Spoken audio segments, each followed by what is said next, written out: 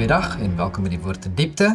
Vandag begin ons met die volgende studie, onderwerp, Ja. die voortreffelikheid en voorrang van Christus. en dit gaan voort in ons Tema, tema van, om hemel en aarde te verenig.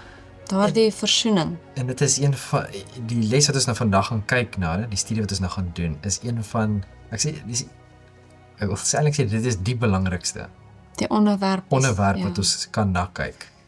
En, maar voor ons begin, kom ons sluit die oë en dan bid ons saam. Here, baie dankie vir die voorreg dat ons nou u woord kan open. Ek bid asseblief dat u die Heilige Gees sal stuur om ons harte oop te maak, ons verstand helder te maak en enigiets uit die weg te ruim, Here, wat in die pad sal staan, sodat ons kan sien wie u is. Maak Uself duidelik aan ons, is my gebed in U naam alleen. Amen. Amen. So ons hoofteks vandag is in Kolossense, Ja, ons het nou basies klaargemaak met Filippense. Ja. En nou gaan ons aan in Kolossense en is 1 vers 15 tot 17. en het lees. Hy, dis nou van Jesus, is die beeld van die onsienlike God, die eerstgeborene van die hele skepping.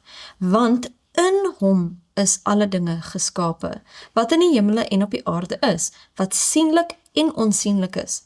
Trone, sowel as heerskappye en owerhede en magte. Alle dinge is deur hom en tot hom geskape.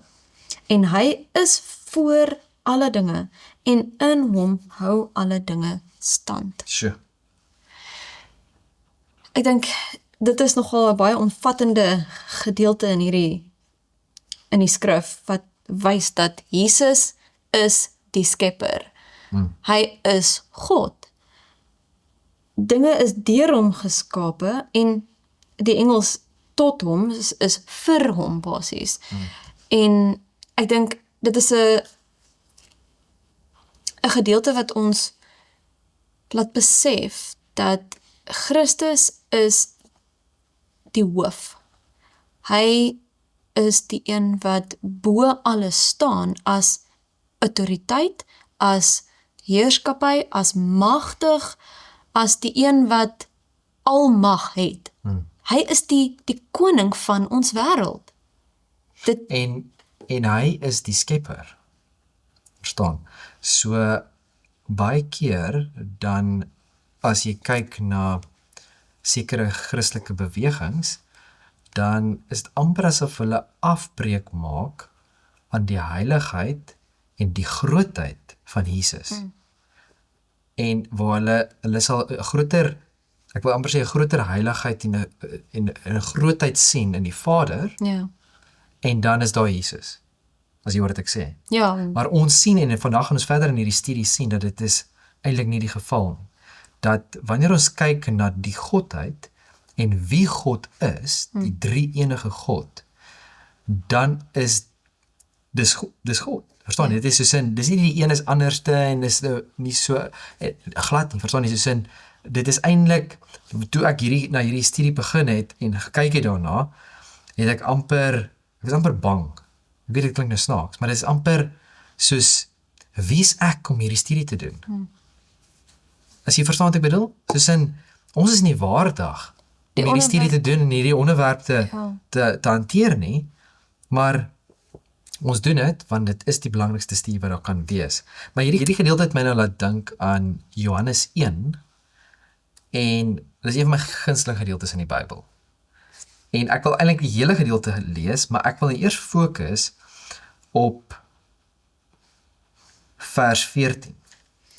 En die woord het vlees geword en het onder ons gewoon, en ons het sy heerlikheid aanskou, 'n heerlikheid soos van die enige geborene, wat van die Vader kom, vol van genade en waarheid. So ons het nou net gesien, waar Paulus sê, dat Jesus is die eerstgeborene van die hele skepping. Nee? En nou sien ons dieselfde hierso, waar dit sê, 'n heerlikheid soos van die enige geborene, wat van die Vader kom, vol van genade en waarheid. Daar's 'n ander plek wat daardie woord gebruik word wat baie bekend is. Johannes 3 vers 16. Want so lief het God die wêreld gehad dat hy sy enige gebore seun gegee het, sodat elkeen wat in hom glo nie verlore mag gaan nie, maar die ewige lewe kan hê. Wat beteken dit wanneer die Bybel praat van die enige gebore seun? Ons gaan bietjie later gaan ons verder bietjie Daarop uitbrei ingaan. op daar. Maar voor ons daar kom, wil ek gou vinnig terugkom met die punt of wat ons nou gesien het in Kolossense, wat ons nou gesien het in vers 14 en as na vers 3 toe gaan, dan kom dit nou alles bymekaar. Want dit sê alle dinge het deur hom ontstaan. Wie is dit? Christus. Jesus. En sonder hom het nie een ding ontstaan wat ontstaan het nie. So alles wat bestaan Kom van Jesus, die skepper. is omdat hy dit geskep het. So die skepper God, né, is die een en is die enigste een wat kon sterf het vir ons sondes. Omdat hy vir ons gesterf het. 'n skepsel kon dit nie gedoen het nie. Verstaan, as die engele byvoorbeeld gekom het en okay, die engel sal sy lewe kom gegee het, Ja, die engele is mense- sondeloos. Ja, dit sou nie gewerk het nie, want hulle het ons nie geskep nie.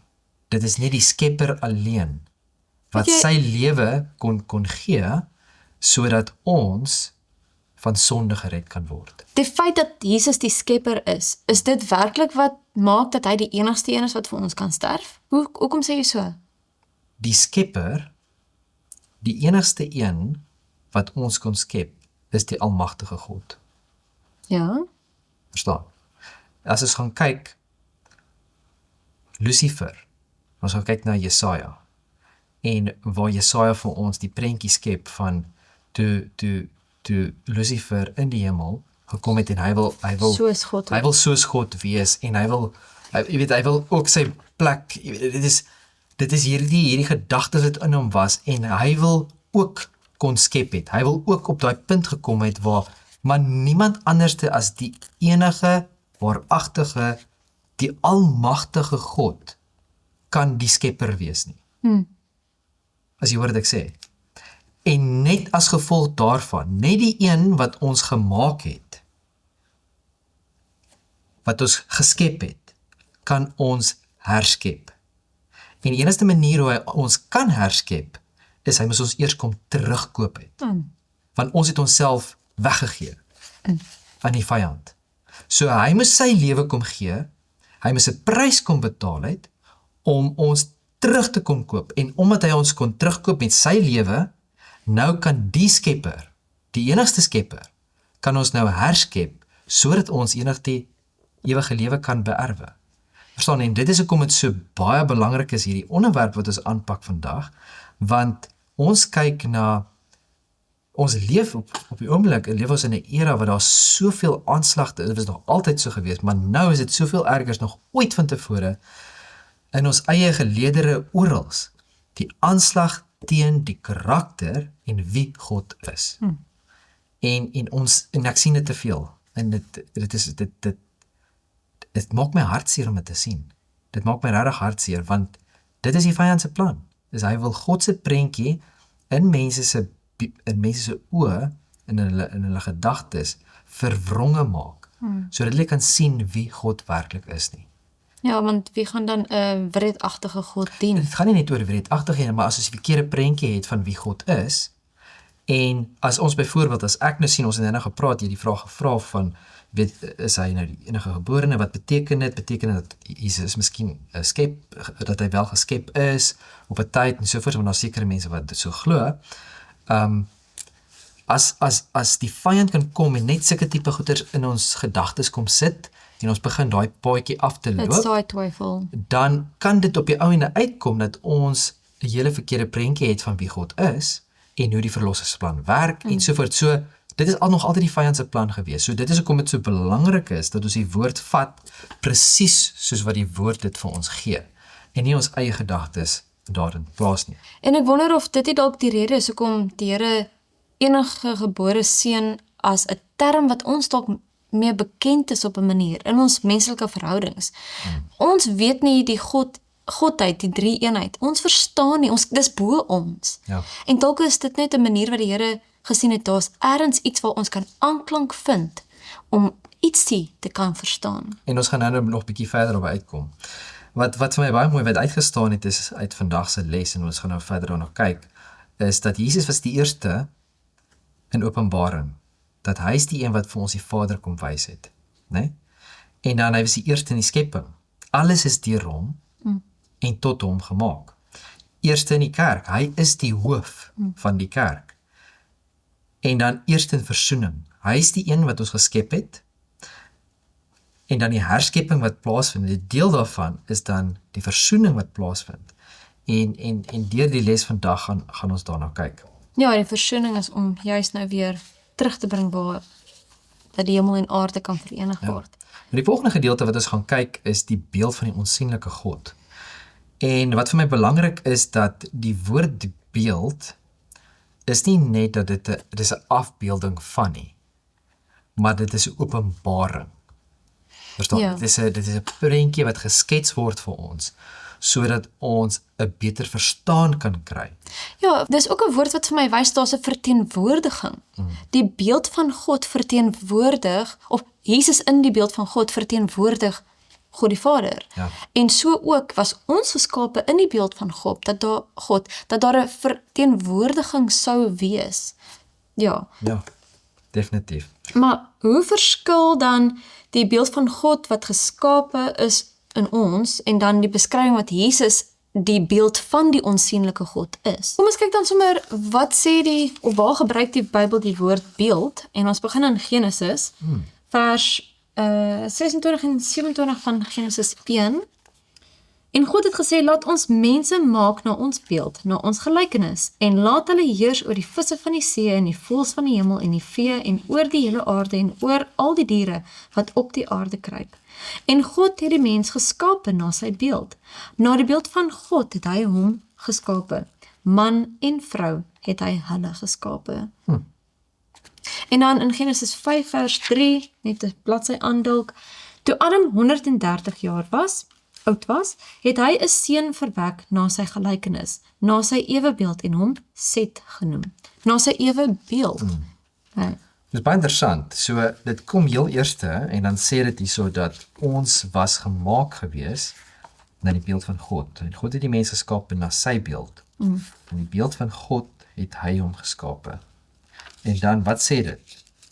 Man en vrou het hy hulle geskape.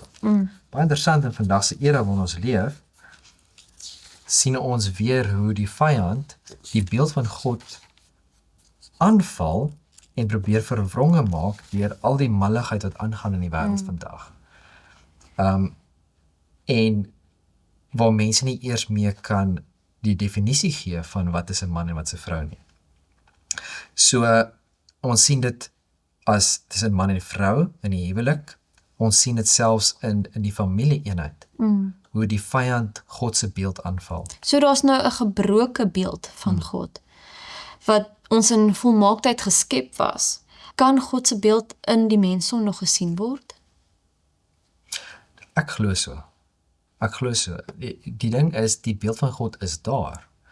En dit is baie kere waar ateïste, as jy vir hulle vra, waar kom morele waardes vandaan?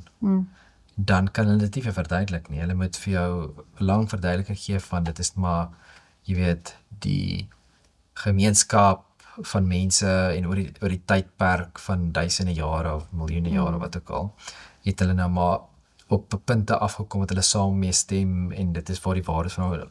Dit is 'n klomp nonsens. Natuurlik, want hulle moet dit kan probeer verduidelik. Ja. Nee, waar kom morele waar kom waardes reg en vandaan? verkeerd vandaan? Ja. So, maar die ding is, vat 'n kind, né? Enige kind. En dis my baie interessant, as ek vat ons kinders, né? Maar ek nou eers met Cordelia, kan ek spesifiek onthou sekere dinge wat ek in haar raak gesien het, wat ek weet vir 'n feit, sy nêrens aangeleer het nie. Want teen daai tyd het sy nie regtig met maatjies gespeel nie, en enige seker goed. En sy het sekere goeders gehad, wat ek soos in, sy het dit nêrens aangeleer het. Dit is haar natuur. Dit is as jy hoor wat ek sê. In die menslike Dit is in die natuur. menslike natuur. En een van die groot dinge is, is onregverdigheid. So as hulle voel dat iets is nie reg nie of iets is onregverdig, dan gaan hulle optree daaroor. Hulle soos in, maar dis nie reg nie, dis onregverdig. Dis deel van natuur. Dis nie net van dit is maar aangeleer deur die gemeenskap en die omgewing en so vir nee. Daar's sekere dinge wat pertinent in die mens se natuur is van wat's reg en wat's verkeerd. Hierdie is regverdig, daai is onregverdig. Al daai tipe van goeders en dit is waar daar skynsels van God se beeld deurkom, want mense in sigself voel maar dis nie reg nie. Verstaan jy as jy sê om 'n kind dood te maak, dis nie reg nie, maar daai persoon of moordpleeg oor die algemeen, dit is nie reg nie, maar wat ook al dit mag wees, jy seker dit is net nie reg nie. Jy kan vir enigiemand dit vra. En dan gaan jy kan sê ja, dis nie reg nie. Waar kom dit vandaan? Is dit net omdat die landswet so sê of is dit is intern, daar is iets in jou en dit is waar die beeld van God inkom. Ja, ons is geskaad, ons het die sondige natuur en deel daarvan is dat ons sondig en wat ons sekere drange het, al die tipe van dinge, maar God se beeld is nog daar wat deurskyn. En dan kan ons dalk aangaan in 1 Korintiërs 15 vers 49 wat lees: En soos ons die beeld van die aardse gedra het, so sal ons ook die beeld van die hemelse dra. Wat vir ons dit wys, hierdie sondige skade wat die sonde eintlik gebring het, sal herstel word en dan werklik weer in die volheid van God se beeld soos wat hy bedoel het. En 2 Korintiërs 3 vers 18 is 'n wonderlike vers. En terwyl ons almal met onbedekte gesig soos in 'n spieël die heerlikheid van die Here aanskou, word ons van gedaante verander na dieselfde beeld, van heerlikheid tot heerlikheid, as deur die Here wat die Gees is. So daardie beeld weer eens wat gebroke is, kan die Here herstel. En hoe? Deur dit wat ons aanskou. En as ons Christus aanskou, dit is hoe hy ons verander. Nou, baie interessant, want as jy kyk, dit nou begin in Genesis 1, waar dit vir ons wys, God skep die mens na sy beeld. En wanneer ek praat van sy beeld, is dit nie net hoe ons lyk, ons gelaatstrek, jy weet, die uitkoms, die uiterlike voorkoms van die mens nie. Maar dit is ook die beeld in karaktereienskappe. Verstaan jy? As jy vat, meeste mense het iets in hulle, wat hulle wil iets doen, en hulle wil iets graag bereik, en hulle wil graag produktief wees, en dat tipe van ding. Soos in hulle, verstaan, dit is deel van die mens. En as jy gaan lees ook, daar is 'n teksvers wat sê dat God is altyd besig, nee? Hy is nooit stil nie. Is dat daar is karaktereienskappe wat ons kan sien, wat in die mens, wat deel is van ons, wat ons ook in die Bybel, reg in die Bybel sien, maar wat God het ook dit, verstaan jy? En dit is waar dit vandaan kom. So ons sien dat die beeld, ons sien in Genesis 1, God skep die mens in sy beeld, in alle opsigte, nee? Dis nie net in een gedeelte nie. En dan in Genesis 5 sien ons Adam, die eerste man, en sy nageslag, na sy beeld. Maar nou is die ding, in Genesis 5, die beeld wat sy kinders van hom kry, is nie meer die volmaakte beeld wat Adam en Eva gekry het in Genesis 1 nie, maar dis nou 'n beeld wat verwronge of ek wil amper sê verbreek is. En dit is wat nou die res van die wêreld nou geërf het, van Adam en Eva. Ja. En dan sien ons nou in die volgende teksverse, sien ons nou baie mooi oor hoe kan ons terugkom? Die herstelproses. Om terug te kom na die oorspronklike, waar God ons wel gemaak het in sy beeld. En dis ook wat ek vroeër gesê het, is dat dit is ook om net die skepper ons kom red het. Want net die wat ons geskep het, kan ons herskep. En ons sien deel van hierdie herskeppingsproses is wat jy nou gelees het. Kan jy daai gedeelte weer vir ons lees? 3 vers 18 van 2 Korintiërs. En terwyl ons almal met onbedekte gesig soos in 'n spieël die heerlikheid van die Here aanskou, word ons van gedaante verander na dieselfde beeld, van heerlikheid tot heerlikheid, as deur die Here wat die Gees is. So hoe word ons verander? Van heerlikheid tot heerlikheid? Omdat ons hom aanskou. Verstaan jy? So, waar moet ons fokus wees? Wat moet ons fondasie wees in die lewe? Christus. is absoluut 100% op ons Skepper. Kyk, as daar iemand is, ek het nou al, dit is nou net 'n storie wat ek gehoor het, maar 'n voorbeeld wat dit vir my baie duidelik gemaak het, dat iemand wat in dwalms geval het, en die enigste manier hoe hulle daar uit kon kom in hulle gedagtegang en hulle werklik oorwinning was deur memorisering van die skrif. Hulle het Bybel gelees en gebid en dit was net nie genoeg nie. Hulle moes die skrif memoriseer. En dit is om God, wat die woord is, Jesus is woord, is die woord, om hom te aanskou. En ek dink deel daarvan, dit gaan nie net oor ek moet dit ken nie. Want byvoorbeeld toe ek my leerlinglisensie geskryf het ek ook die baie goed gememoriseer. En dan weet jy nou dit, en dan kan jy dit nou gaan skryf, of wat ook al. Maar ek het dit nie deel van my gemaak, as jy hoor wat ek sê. En ek dink dit is, ons memorisering is baie goed, my verkeerd verstaan nie. Ja. Maar dit moet op 'n proses plaasvind, en dit maak uiteindelik soveel makliker. En dit is een van die dinge wat ek agterkom het vir myself, is wanneer jy iets memoriseer, en self spesifiek nou die Bybel memoriseer, wat dit vir jou soveel makliker maak is wanneer jy dit bepeins, wanneer jy daar nadink, wanneer jy reflekteer daarop, dan onthou jy dit. Ja, jy moet dit bestudeer. Dit is nie net van 'n rympie wat jy aflees Ja, maar nie. spesifiek, wanneer ek sê reflekteer, bepeins en daar nadink, is wanneer jy klaar bestudeer het, wanneer jy klaar gememoriseer het. En dit is deur die dag. Dit is wanneer jy deel is van jou daaglikse dinge. Dit is wanneer jy die aand in die bed klim en jy sit jou koppie kussing neer, waar is jou gedagtes? As jy in die verkeer vassit en jy sit daar vir 'n uur in die verkeer vas, waar is jou gedagtes? Verstaan jy? As jy in 'n ry staan en jy wag in 'n ry by Home Affairs of waar ook al, waar is jou gedagtes? Dink jy aan 'n klomp ander dinge, is op die foon besig om te scroll, of waar is dit? Verstaan jy? Dit is waar ons tyd moet kyk. Want baie keer sê jy, ja, maar ek het nie tyd hiervoor en ek het tyd daarvoor nie, maar hoe gebruik ek my tyd en reflekteer ek daarop, bepeins ek dit deur die dag, want as ek dit gaan doen, Dan gaan dit deel word van jou karakter. dan gaan dit deel word van karakter, ek gaan dit onthou, en wanneer ek dit dan bepeins, dit is daai waar ek fokus op God. Dit is daar waar ek fokus en ek hom en sy beeld raak sien, en dit is wat my gaan verander.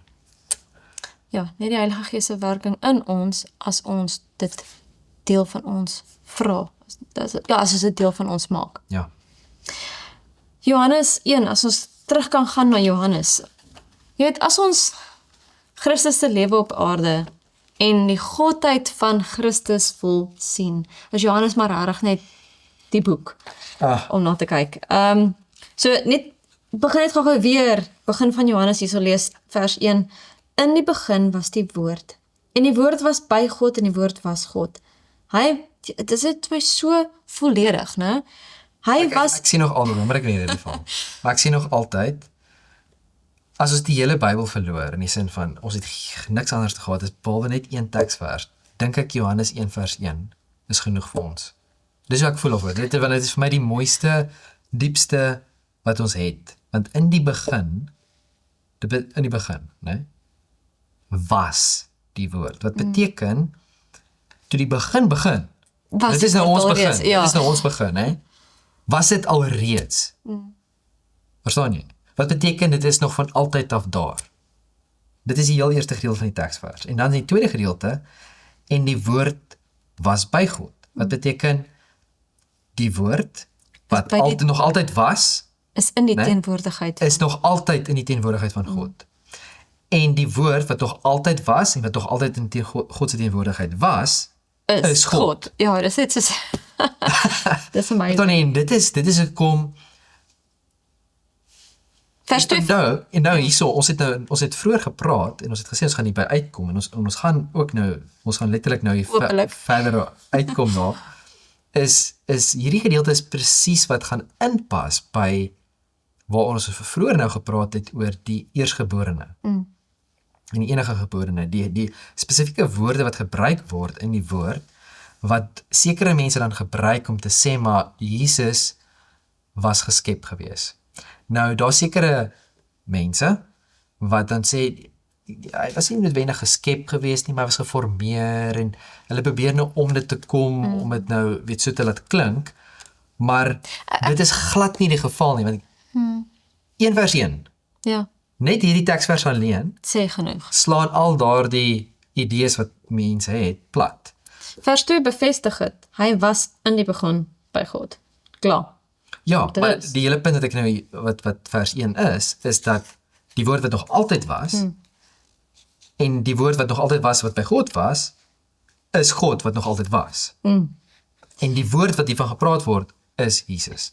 Weet jy, ek moet hierdie vers net lees. Deuteronomium 29 vers 29. Die verborgde dinge is vir die Here ons God. Maar die geopenbaarde dinge is vir ons en ons kinders tot in ewigheid, om te doen al die woorde van hierdie wet. Daar is dit wat die Here vir ons geopenbaar het.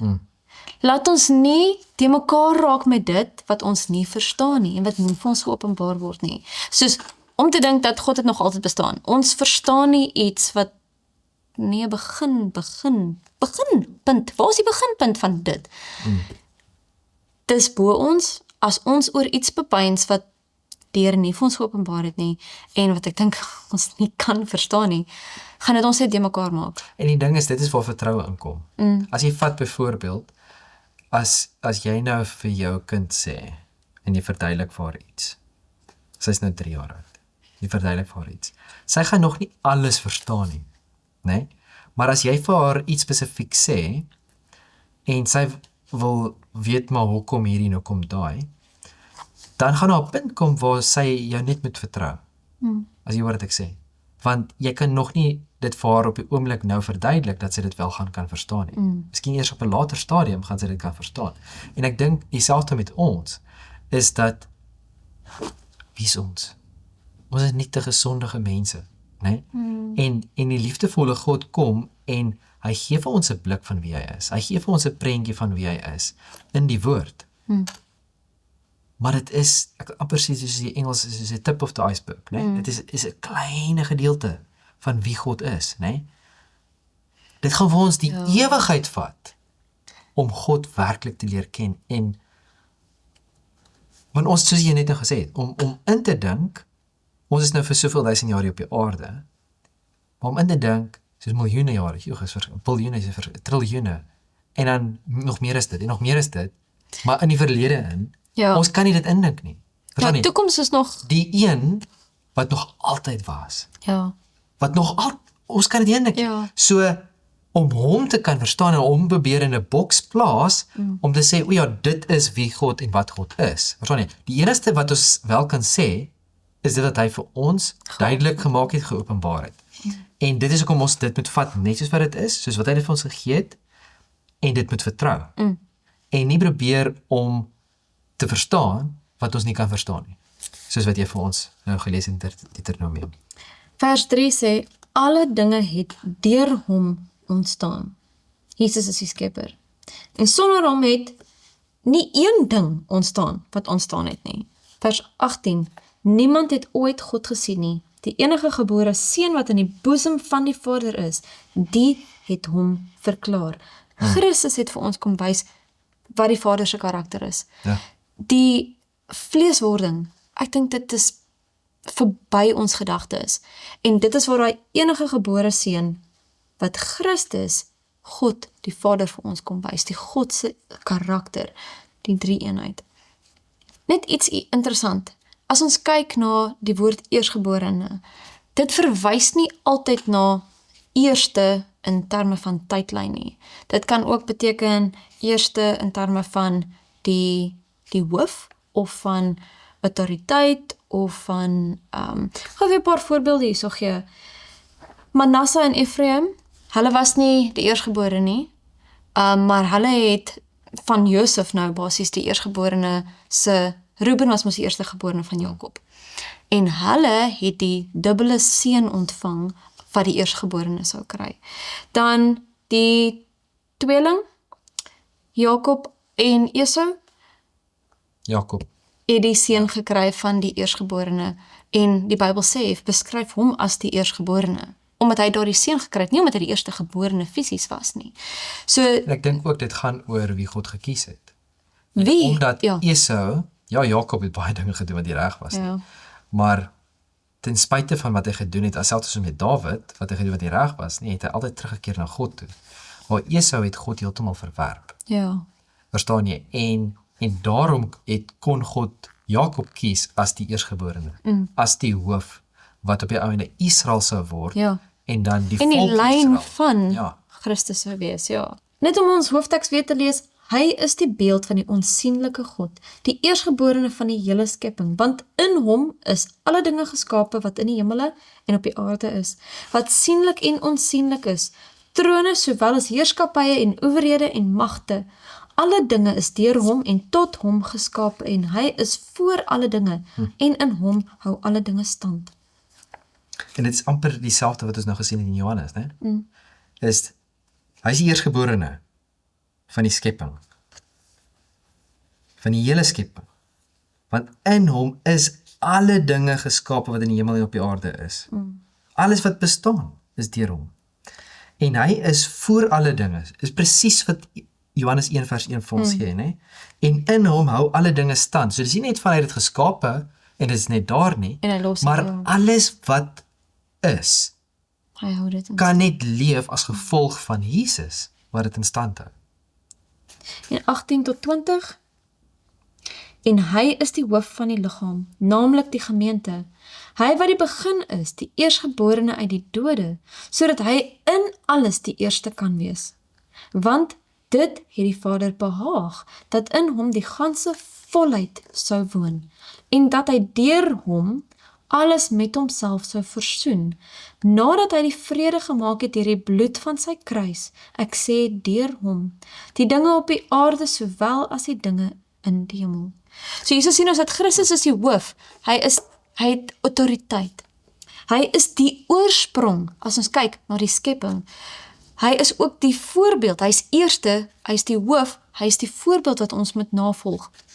Hy is die een wat die beloftes laat moontlik maak, omdat hy is die een wat beloftes kan nakom. Hy is dit ook, byvoorbeeld, die dode, wat ons opgewek kan word, net hy is die een wat daardie belofte kan waarmaak. En dan, hy wat eerste bestaan het, voor alles, hy is voortreffelik, of die Engelse woord superior. Dit is my net so 'n mooi, ja, Hierdie gedeelte, né, is, en wat vir my uitgestaan het hierso, ons het gesien in vers 15, die eerstgeborene van die hele skepping, né? So wat beteken, alles wat bestaan, kom uit hom. Dan sien ons ook, hy is die eerstgeborene uit die dode. En dat is baie interessant, is Jesus die eerste persoon wat uit die wat dode opgewek is. Nee, Nou, hoe sal Moses- dit dan sê, die eerstgeborene uit die dode? maar dit is hoekom ek sê, dit gaan oor die feit dat nie eerste in volgorde nie. En dis hoekom ek het spesifiek genoem het van Josef en Esau en Jakob. Die feit dat Christus opgestaan het gemaak dat Moses opgestaan opgewek kon word. Kyk na Judas. Maar soos wat ek hierso, nou presies wat jy nou daar sê, is dieselfde is, as ek vir jou nou moet vra, was Abraham gered? Deur Christus. Nee, maar was Abraham gered? Was, of ek kan nou enige voorbeeld gevat in die hele Ou Testament. As ek sê Dawid, was Dawid gered? In die vooruitsig van die belofte. Ja, maar as jy hoor wat ek sê, dieselfde met enigiemand, Job, Moses, Adam, was hulle gered gewees. En presies dieselfde, omdat Moses is opgewek. En dit is Hy was, ek bedoel, ook Moses, duiwel het 'n probleem daarmee gehad, want die Ja. offer was nog nie, ja, Ja. maar kan God dit doen? ja, Ja, Want- hoekom? hy is die hoof. Want Jesus is die eerstgeborene uit die dode. Hy is die een wat kom sterf het vir ons sondes. Hy uit die prys betaal. So, my pa het altyd Maar dit so belofte gebruik, dat is alreeds hy het gesê dat die mense in die Ou Testament is op krediet. Want die prys is nog nie betaal, maar hulle was gered. En wys net vir jou, nê, die groot verantwoordelikheid, as jy daai woord kan gebruik, wat op Jesus skouers was. As mens. As uitgekom, Ja. en al hierdie mense, Sjoe, Henog, Moses, en ons weet van die, Elia, wat ook, verstaan jy, soos Elia, soos in, hierdie mense is nou al in die hemel, ja, né? En dan al die ander mense wat gesterf het in geloof, en al die mense het afhang van hom wat kom, dat die belofte sou nog nakom. ja, Ja. is ongelooflik, né? Sjoe, ek kry sommer hoendersvleis om net te dink. Sjoe, Dis regtig, daai, ek wil net sê, dis geloof. Want die feit is nog nie op die tafel nie. Soveel makliker is vir ons, om Ja. te kan terugkyk en te kan sien, wow, Alles wat vervul né? is. Vir hulle moes vooruitkyk na die belofte. Dit het nog nie gebeur nie. Ja. So ons het so groter verantwoordelikheid, want ons het al hierdie inligting en ons sit met alles. Ons bewyse van dat die Ja. geloof eintlik al reeds volbring is. Sjoe. Ons sien dat Jesus is ook die hoof van die kerk. En as ons blaai na 1 Korintiërs 12 vers 12, dan lees ons, want net soos die liggaam een is en baie lede het, en al die lede van die een liggaam, al is hulle baie, een liggaam is, so ook Christus. Want ons is almal ook deur een gees gedoop, tot een liggaam, of ons Jode of Grieke is, slawe of vrymanne, en ons is almal van een gees deurdronge. Want ook die liggaam is nie een lid nie, maar baie. So eers sien ons nou hierso, ons sien een regdeur, né? As 'n eenheid. Ja. Maar dan sien dit, hierdie eenheid is nie net Baie een lid dele. nie, maar daar's baie. En dan vers 15 sê die volgende gedeelte, as die voet sou sê, omdat ek nie die hand is nie, behoort ek nie aan die liggaam nie. Behoort hy daarom nie aan die liggaam nie? En as die oor sou sê, omdat ek nie die oog is nie, behoort ek dan nie aan die liggaam nie? Behoort hy dan daarom nie aan die liggaam nie? En as die hele liggaam oog was, waar sou die gehoor wees? As dit geheel en al gehoor was, waar sou die reuk wees? Maar nou het God elkeen van die lede in die liggaam gestel, soos hy gewil het. As almal een lid was, waar sou die liggaam wees? Sjoe, nee, vir my is hierdie so mooi opgestel, hierdie hele gedeelte. Want as ons kyk na die liggaam, en ons, in die moderne era waar ons nou leef, het ons soveel inligting oor biologie en die liggaam en hoe alles saamwerk. Dis asemrowend, om die minste te sê. Ek bedoel, is dele van die liggaam wat die mense nou eers die funksie van uitvind. Hulle vind nog elke dag iets nuuts uit. En die punt wat ek probeer maak is dat, as ons kyk in die kerk opset, dan sien ons daar sekere mense wat algemeen gesien word voor alle mense. En baie keer word daar dan gedink dat die mense wat gesien word, is die belangrike gedeelte van die liggaam. Is dit so? Wel, as ons verder lees, dan kom ons by die antwoord. Maar nou is daar wel baie lede, maar net een liggaam. En die oog kan nie vir die hand sê, ek het jou nie nodig nie, of ook die hoof vir die voete, ek het julle nie nodig nie. Maar veel eerder is die lede wat die liggaam noodsaaklik wat die swakste lyk. En die lede wat die liggaam wat vir ons minder eerbaar lyk, beklee ons met oorvloediger eer. En so het ons onsierlike lede oorvloediger sierlikheid. Terwyl ons sierlike lede dit nie nodig het nie, maar God het die liggaam saamgestel en aan die misdele lid oorvloediger eer gegee. Laat my dink, ons het byvoorbeeld jou niere, as jou niere oppak. Jy kan hulle nie sien nie, hulle het nie 'n visuele rol wat hulle speel nie. Maar daarsonder is die lewe moeilik. Laat my nou dink aan 'n storie. Ek het eendag 'n storie gelees van die onderwyser wat vir die seentjie gesê het dat daar's nie 'n God nie. En die seentjie het met hom gesê, maar daar is 'n God. Toe die onderwyser, maar ons kan hom nie sien nie. Seker, ons nie God nie. En toe sê die seentjie, so, dan het meneer ook nie 'n brein nie, want ons kan hom nie sien nie. En, dit is nou snaaks, funny, wat ook al, maar die hele punt is dat net omdat ons nie iets kan sien nie, beteken nie dat daar is nie iets wat besig is om te gebeur. Te werk nie, ja. En jy sal ons kan kyk na ons hele liggaam, daar's ontelbare hoeveelheid selle en hoe alles saamwerk en elke liewe een het 'n spesifieke funksie. Die hele stelsel van die liggaam is so Ja. integraal. En byvoorbeeld, as jy vat hoe klein is 'n sel, Ja. né? Maar wat so groot werk het daai klein selletjie. En as daai groepering van selle nie hulle werk doen nie, dan is daar groot probleme in die liggaam. Dit beteken die hele orgaan. Ja, so miskien ja, ons kan sien, mense oë kan jy sien, jy kan jou neus sien en jou ore sien en jy kan jou hande sien en so voort, maar jou hande kan nie beweeg sonder die bloed nie, sonder En die sel. senuwees En jy kan nie gesond wees sonder baie ander dinge wat met plaasvind nie. So kan ons nou heel dag hier so sit en Eintlik, klomp ja. voorbeelde gee, maar dit is presies wat God wil hê om te sien. Dit is wat eenheid is. Eenheid in verskillende fases en verskillende gedeeltes en funksies ensovoorts, maar alles werk sodat daar doelgerig in 'n rigting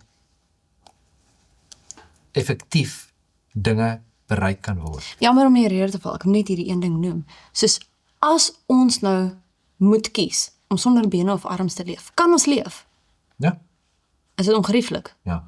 Maar kan ons sonder die hoof leef? Nee. Sonder Christus is daar nie 'n kerk nie. Hy is die kerk se hoof. Hy het gesag. Hy gee vir ons rigting. Hy is die een wat eenheid bring. Hy is die een wat lewe gee en hy is die een wat groei kan bring. Christus is die hoof van die kerk. Dit is ongelooflik as ons kyk die voorbeelde wat vir ons gegee word en hoe belangrik eenheid is. Maar eenheid kan net wees nie as gevolg van ons harde werk en deursettingsvermoë om eenheid te verwerf nie. Dis nie hoe dit werk nie. Ons kan nie sê, okay, ons gaan hard probeer om eenheid te kry en ons moet maar net deurdruk en ons moet maar net toegee en kompromie aangaan sodat ons eenheid kan behou. Dis nie eenheid sogenaamde eenheid. Dit is nie ware eenheid nie. Die enigste manier hoe ons ware eenheid kan hê, is as ons Christus het, soos jy gesê het, die hoof is, wat alles bymekaar bring. Want dit is die hoof, né? Ja. Die kop, wat die hele liggaam alles presies aan, ek wil sê beheer, en syne stuur en funksies En rigting gee. en wat sê wat moet waar gedoen word. Dus dit is my brein wat sê vir my hand om te beweeg en al die net soos Christus wat vir ons bevele gee en vir ons sê wat en waar en wat ook al, en dit is wat ons as ons sy struktuur volg wat hy vir ons gee en ons om onsself as individue, as families en dan as die kerk fondeer op hom en hom alleen, dan kan daar eenheid wees. Sonder dit is dit onmoontlik. Nou as ons verder gaan, dan sien ons dat Christus is die begin. Hy is die begin van die skepping. Hy is die begin van die herskepping. En daarom is hy die hoof van die kerk. Ons kan ook sien dat Christus is die begin. Hy is die begin van die skepping. Hy is die begin van ons herskepping, né? En deel daarvan is die hoof van die kerk. Jesus is daar sodat hy die kerk, ons wat lede is van die kerk, dat hy ons kan herskep en dan, want ons sien in die Bybel wat sê die wil van God is julle heiligmaking, né? Is dat dit is God se wil vir ons, is ons heiligmaking, die heiligmaking proses, dat ons kan herskep word in sy beeld en dat ons daardie lig kan wees vir die wêreld. Want dit is ons doel as kerk, is om 'n lig te wees vir die mense om ons. En wat is daai lig? Is ons eie lig? Ons het vroeër gesien op 'n paar episodes terug. Dis nie my lig nie. Dis God se lig wat deur my skyn. Ja, weerkaats. En waarna wys dit? Terug na hom toe. Is terug na God toe. So die hele doel van die kerk, die hele doel van ons lewe is dat mense God se beeld in my moet kan sien. En waarom sal dan die opstanding ook deel van die kern wees? As ons kyk na Romeine 6 vers 3 en 4 wat sê, of weet julle nie dat ons almal wat in Christus Jesus gedoop is, in sy dood gedoop is nie. Ons is dus saam met hom begrawe deur die doop in die dood, sodat net soos Christus uit die dode opgewek is deur die heerlikheid van die Vader, ons ook so in 'n nuwe lewe kan wandel. So dit is die fisiese en dan die verstandelike in Romeine 12, Dis vers 1 en 2. My gunsteling gedeelte, dit sê, ek vermaan julle dan broeders, by die ontferminge van God, dat julle julle liggame stel, as 'n lewende, heilige, en aan God welgevallige offer. Dit is julle redelike godsdiens. En word nie aan hierdie wêreld gelykvormig nie, maar word verander deur die vernuwing van julle gemoed, sodat julle kan beproef wat die goeie en welgevallige en volmaakte wil van God is. So hier sien ons dat die hoof wat Christus vir ons is, dat daardie dode en die opstanding, dat ons in sy dood gedoop is, kan ek sê, dit is 'n kern, want anders is daar geen hoop. Anders wat is die verlossing sonder daardie? En die hele ding is wat ons sien is dat ons sien reg deur die Bybel, sien ons 'n baie spesifieke struktuur wat die Here vir ons gee om na te volg.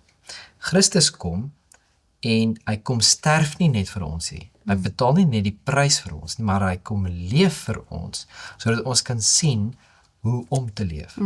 Ons sien die karaktereienskappe wat hy uitleef hier op aarde. En ons sien hierdie ongelooflike prentjie van wat ware liefde werklik is. Sien ons in Jesus se lewe op aarde. Dan sien ons dat hy wel die prys kom betaal. Hy gee sy lewe. Maar dit stop nie daar nie. Want dit help nie net dat Jesus vir ons kom sterf het nie. Deel van die prys wat hy kom betaal het, is hy wat vir ons kom sterf het, maar dan hy wat ook kom opstaan het. Die dood moet oorwin word. Ja, die hele punt is dat die dood moet oorwin word. Verstaan? So, hy is die een wat die sleutels het tot die dood. Want hy het gesterf en uit sy eie uit het hy opgestaan. Verstaan nie? So, hy is die een wat geskep het, wat gekom het, vir ons kom leef het, wat sy lewe neergelê het en self sy lewe weer opgetel het, soos wat in sy eie woorde was, né? Ja. En nou sien ons dat word die voorbeeld vir ons gegee dat ons moet ook ons lewe neerlê. Verstaan? Hoekom is dit so? Want die lewe wat ek het, is 'n lewe van sonde. Ja. Dis 'n lewe van selfsug. En Christus wil hê dat ons moet kom op 'n punt waar ons totaal en al onsself oorgee en sy beeld aanvaar in ons lewe, en om dit te kan doen, moet ek my sondige beeld, dit wat lelik is, moet ek neerlê. Net soos wat hy sy lewe vir my neergelê het, moet ek my lewe vir hom neerlê, want my lewe is sondig, sodat ek as 'n nuwe mens in hom kan opstaan. En kan ons dalk sommer hierso net so 'n bietjie van 'n opsomming dan bring van die 7 redes vir Christus se voorrang. Hy is die beeld van die onsigbare God. Hy is die eersgeborene van die skepping. Hy is die skepper van alles, deur hom en vir hom. En hy is voor alle dinge, voor dit het hy al bestaan. Hy onderhou alles. Hy hou dit in stand, sonder dit ons nie kan asemhaal nie, sonder hom. Hy is die hoof van die kerk, en hy is die begin van die nuwe skepping, deur sy dood, deur sy opstanding, en deur ons opstanding of herskepping. En deel daarvan is God, soos wat ons nou al 'n paar keer gesê het, en wat ons nou sien deur hierdie studie wat ons vandag gedoen het, is Christus. Hy het ons geskep in sy beeld. Ons het geval, en die hele proses van begin af, tot einde van die Bybel, wat ons kan sien, die verlossingsplan, wat God in aksie, kan ons dit sien, wat hy vir ons gee. En waar ons sien dat hy kom om ons te kom red uit ons sonde uit. En waar hy daai beeld wat verwronge en wat gebreek is, wat Jesus kom om te kom herskep. En dit is waar die versoening inkom. Want dan moet versoening kom tussen ons, wat ongehoorsaam was, wat die verkeerde keuses gemaak het. En die beeld van God in ons gebreek het. En nou moet daar versoening plaasvind. Die enigste manier hoe daar versoening kan plaasvind, is daar moet iemand wees in die middel. En dit is Jesus. En Jesus kom en hy sê, hy sal die een wees, wat versoening gaan plaasvind, sodat ons kan terugkom en dat ons daardie eenheid weer in hom kan hê, soos wat dit was in die begin. Soos wat Adam en Eva gewandel het in die tuin met hulle Skepper, met hulle Maker, wil Jesus hê dat ons weer op daai punt moet kom dat ons kan wandel met God. En nie net soos in waar ons nou probeer wandel met God nie, maar dat ons enig van aangesig tot aangesig, nee. Maar om dit te kan bewerkstellig, moet ons nou probeer om ons fokus weg te vat van dinge van die wêreld en terug te dring tot die beeld van God, die kennis van God, wie God werklik is. Ja, en ons sien dat dit is juist daardie volheid van die Vader wat in Jesus was, wat daardie vredemaking, daai versoening sal bring. God se karakter word in hierdie teksvers so mooi uitgebeeld. Johannes 3 vers 16, want so lief het God die wêreld gehad, dat hy sy enige gebore seun gegee het, sodat elkeen wat in hom glo, nie verlore mag gaan nie, maar die ewige lewe kan hê. Mag die Here ons help dat ons dit sal oordink en hom voor en eerste in ons lewens sal stel. Hemelse Vader, ons sê baie dankie dat ons hierdie voorreg het om u karakter verder en dieper te studeer. En ons sê dankie dat u die wonderlikste, volmaakte God is. Dat u ons geskape het, dat u vir ons gesterf het. Here, dankie. Ons wat so nietig is, dat u vir ons die kosbaarste prys kom betaal het. Here, ons sê dankie. En ons loof u naam, want u is groot en u is almagtig. Seën ons verder, Here, soos wat ons u karakter bestudeer. Is my gebed in u naam. Amen.